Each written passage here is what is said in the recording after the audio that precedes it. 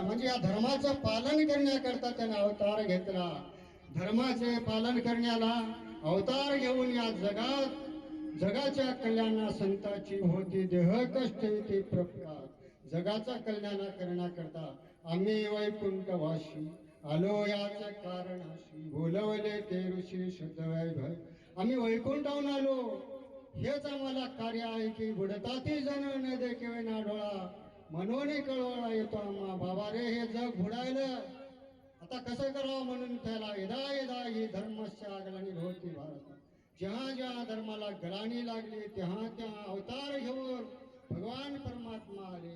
म्हणजे फुलाजी बाबाच नाही, ज्ञानेश्वर माऊली, तुकाराम महाराज एवढे मोठे संत होते। एकनाथ, नामदेव, तुकाराम, जनाबाई याने हेच कार्य केलं आणि आज बाबाजीचं बी कार्य हेच होतं।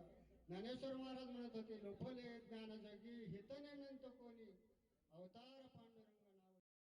संताची वाणी हृदयात रुचली आणि स्वर्गीय हौसाजी पानपट्याला पाहणा फुटला आणि त्या पाहण्याच्या भावाने हौसाजी पानपट्याने आपल्या नॅशनल हायवे 44 आता त्याच्या बाजूला 1 एकर जमीन दान दिली। अशा दात्याला स्वर्गामध्ये स्थिर रूप मिळो आणि असेच त्याची कीर्ती जन्मोजन्मी आमचे म्हणजे पिढ्यानपिढी आठवीत राहो अशी मी परमहंस सद्गुरू फुलाजी बाबांना इच्छा बाळगितो।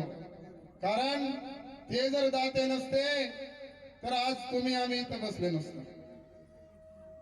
संस्थान कुठे असेल नाही म्हणायचं नाही, परंतु तुम्हा आम्हाला जवळ करणारे परमहंस सद्गुरू फुलाजी बाबांच्या वाणीला पाहणा फोडल्याने परमहंस सद्गुरू फुलाजी बाबा आज तुमच्या आमच्यात नसतील तरी अमर आहे।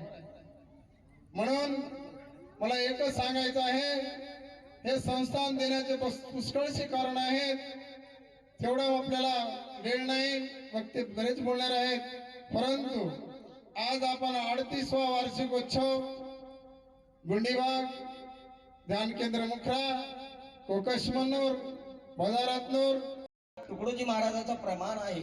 म्हणजे इथे काही खर्च लागणार नाही, काही कुणाला दान देण्याची गरज नाही, इथे काही खर्च करायची गरज नाही, काही अगरबत्ती नाही, नारळ नाही, बेलफूल नाही, काही नाही।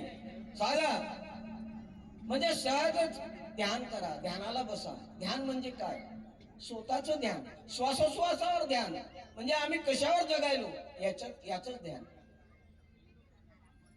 म्हणजे या शरीरामध्ये जीव आणि शिव हे 2 पक्षी आहेत। जीव चरत आहे आणि शिव पाहत आहे। जोपर्यंत या शरीरामध्ये शिव अमर असतो तोपर्यंत आम्ही चारा खाऊ शकतो, पाणी पिऊ शकतो। म्हणजे जेवण जनावरासारखं आपल्याला चारा खायचा नाही। म्हणजे मानव जन्म हे आम्हाला समजतं, हे सर्व कळते। आता आम्ही इथं स्वयंपाक केलो, याच्यामध्ये मीठ पाहिजे, चटणी पाहिजे, तेल पाहिजे, हळद पाहिजे, सर्व काही पाहिजे तर आमचा स्वयंपाक बनते। पण जनावराला ते काहीच कशाचीच गरज नाही।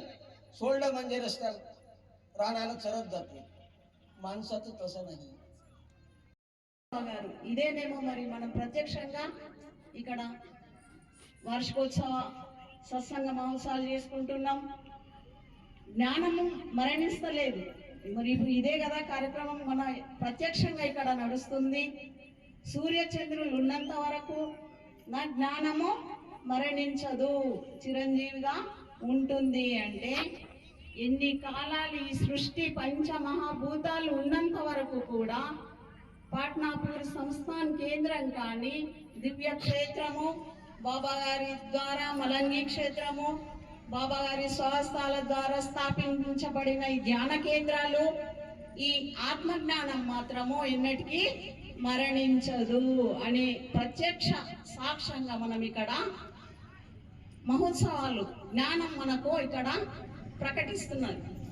మరి బాబా మరణించారా? బాబా శరీరం మరణించవచ్చు, కానీ బాబా జ్ఞానం, బాబా ఆత్మ మాత్రము మరణించలేదు। బాబా ఆత్మ జ్యోతి రూపంలో ప్రతి ఒక్కరిలో ఉన్నారు, కానీ మనకు అది తెలియదు। నా లోపల ప్రాణం ఉన్నది, జీవం ఉన్నది అని మనం అనుకుంటున్నాం, కానీ వాళ్ళు ఆత్మ జ్యోతి స్వరూపులు।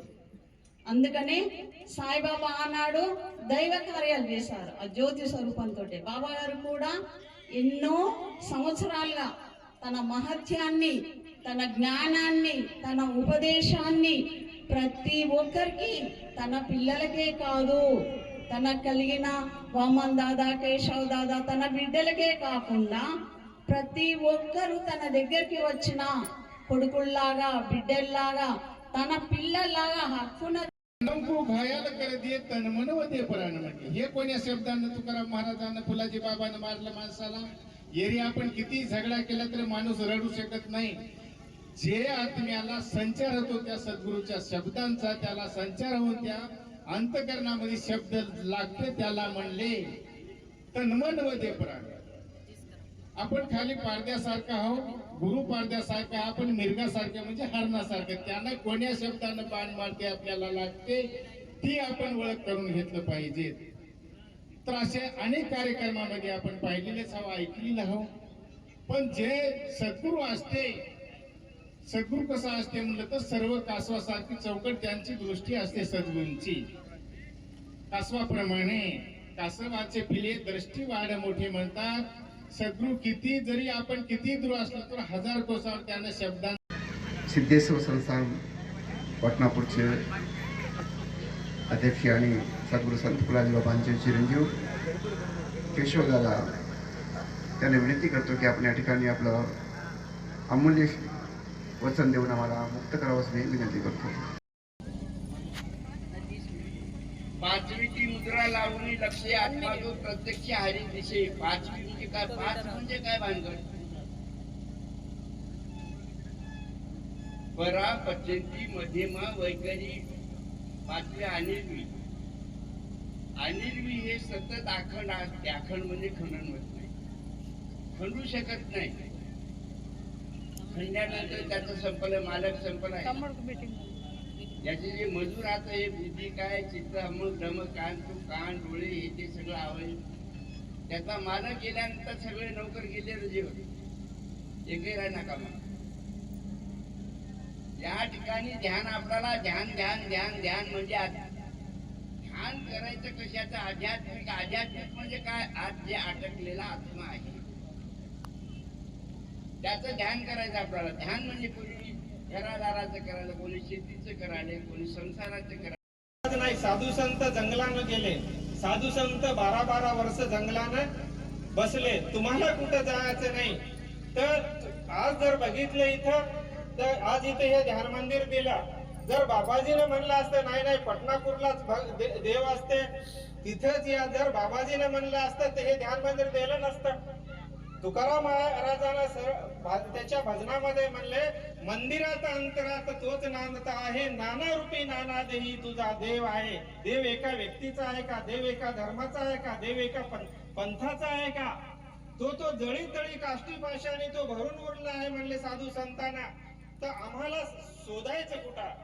तर तुकाराम महाराजांना म्हणल्यासारखं तूच आहे तुझ पासी परी जागा सुकलासी. हे साधू संतांना आम्हाला की आम्हाला त्याला शोधायचं आहे. आणि याच वाक्यासाठी ते जो मंदिर आहे त्या मंदिराकडून आम्हाला या मंदिराकडे यायचं आहे. कुठे ते मंदिर? जय जय जय फुलराज दयाळा, जय जय जय फुलराज. ऑगस्ट 30 जन्म